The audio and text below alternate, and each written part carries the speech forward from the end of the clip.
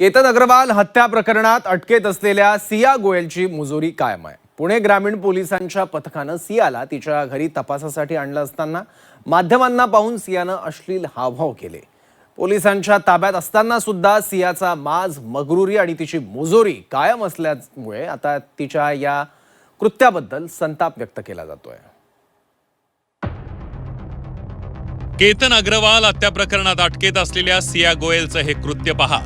सिया गोयलनं केलेलं हे कृत्य पाहून कुणालाही संताप येणं साहजिकच आहे। केतन अग्रवाल हत्या प्रकरणात अटकेत असलेल्या सिया गोयलची मुजोरी कायम असल्याचंच तिच्या या कृत्यावरून दिसून येत आहे। पुणे ग्रामीण पोलिसांच्या पथकानं सियाला तिच्या घरी तपासासाठी नेलं होतं। त्याच वेळी माध्यम प्रतिनिधी सुद्धा वार्तांकनासाठी तिथे पोहोचले होते आणि तेव्हाच माध्यमांना पाहून सियानं अश्लील हावभाव केले। पोलिसांच्या ताब्यात असतानाही सियाची मुजोरी कायम असल्याचं पाहायला मिळालं आणि यावरूनच संताप व्यक्त होतोय। होणाऱ्या नवऱ्याची हत्या केल्याच्या आरोपात सिया अटकेत आहे। मात्र असं असतानाही तिच्या मनात कोणताही पश्चाताप किंवा कोणतीही अपराधीपणाची भावना असल्याचं दिसत नाहीये आणि माध्यमांकडे पाहून केलेलं हे अश्लील हावभाव त्याचाच प्रत्यय देत आहे। दरम्यान सामाजिक कार्यकर्त्या संगीता तिवारी यांनी सियाच्या या मुजोरीवरून तीव्र संताप व्यक्त केला। तर पोलिसांकडे बियर मागितल्यावरूनही तिवारी यांनी सियाचा समाचार घेतला। तिच्या घरी काही इन्व्हेस्टिगेशन करायचं होतं पोलिसांना, तेव्हा आणलं तेव्हा मीडिया सगळी समोर उभी होती।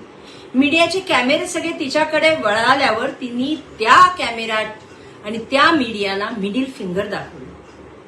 काय संस्कार काय दिलेत आईबापांनी? कोणत्या ह्या करोडपतींची मुलं, म्हणजे मला हे कळत नाही, करोडपती शिकवत नाहीत का की आपली मुलं कुठं जात आहेत, काय करतायत, कोणाच्या संगतीत आहेत, रात्रभर बाहेर जातात। तर दुसरीकडे आरोपी सिया आणि चेतनला मावळ कोर्टाने न्यायालयीन कोठडी सुनावली आहे। लोणावळा पोलिसांनी 3 दिवसांच्या कोठडीची मागणी केली होती, ती कोर्टानं फेटाळून लावली आहे। त्यांचे जे आज ग्राउंड्स होते ते ग्राउंड्स कुठल्याही प्रकारे सफिशियंट नव्हते कस्टडी एक्सटेंड करण्यासाठी, त्याच्यामुळे ती कस्टडी एक्सटेंड केली नाही त्यांनी।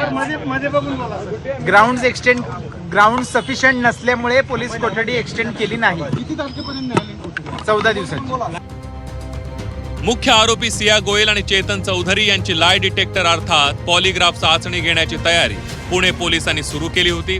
मात्र यासाठी आरोपींची संमती आवश्यक आहे। सिया या चाचणीला तयार असल्याचं तिचे वकील विपुल दुशिंग यांनी सांगितलं होतं, तर चेतनने या चाचणीसाठी संमती दिली नसल्याची माहिती त्याच्या वकिलांनी दिली आणि त्यामुळे न्यायालयाने लाय डिटेक्टर चाचणी घेण्याला परवानगी नाकारल्याची माहिती आहे।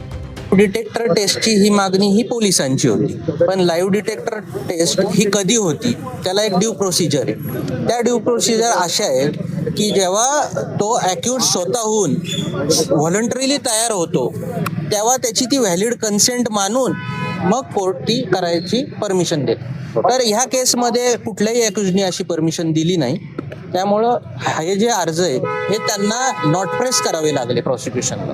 म्हणजे आता ते अर्ज टेनेबलच नाही। होणाऱ्या नवऱ्याच्या हत्येच्या आरोपाखाली सिया आणि चेतन सध्या अटकेत आहे। मात्र अटकेत असली तरी सियाची मुजोरी काही कमी होताना दिसत नाही। आधी पोलिसांकडे बियर मागण्याचा प्रकार असो किंवा माध्यमांना पाहून अश्लील हावभाव करणं असो, असे प्रकार सियाकडून सुरू असल्याचं पाहायला मिळत आहे। चैत्राली राजापूरकर, झी 24 तास, लोणावळा।